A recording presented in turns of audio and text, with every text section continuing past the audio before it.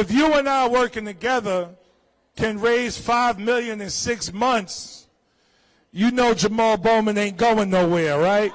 AIPAC, I'm coming to tear your kingdom down! And over in Minnesota, there's a big question. Will the Minnesota Democrat Congresswoman Ilhan Omar be able to buck a recent trend and prevail in her primary, unlike so-called squad members, House progressives like Jamaal Bowman and Cori? Tonight, she faces off in a rematch against centrist Democrat Don Samuels. The former Minneapolis City Council member narrowly lost to Omar in 2022. Let's bring in Hunter Woodall, who is closely following today's primary contest. Hunter, good to be with you. What's the expectation in Minnesota, a state you know well?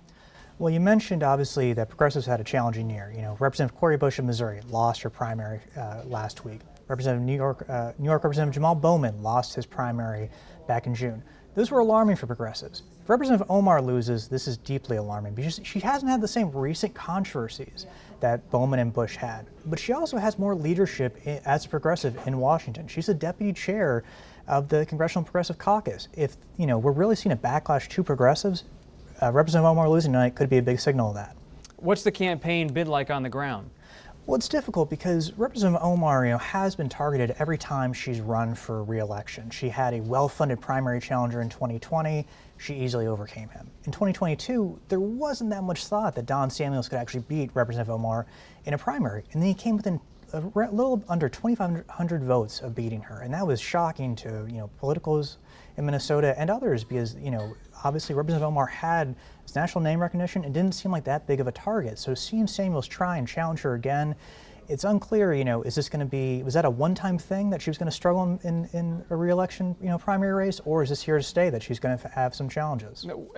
When it comes to the politics of this all and the money, who's backing Omar and who's backing her opponent? Well, that's been the strangest thing here. When we talk about these primaries that Representative Bush and Representative Bowman faced, they were well funded by groups affiliated with essentially pro-Israel groups that were upset about the comments and stances Bowman and Bush had made about Israel. Representative Omar has been critical of Israel's government and of Prime Minister Benjamin Netanyahu. The same groups haven't spent lavishly on trying to oust her. They really haven't spent that much money at all to try and beat her compared to the millions and millions they put towards ousting Bush and Bowman. What else are you watching tonight? In Wisconsin, I'm just watching the Republican Senate primary there.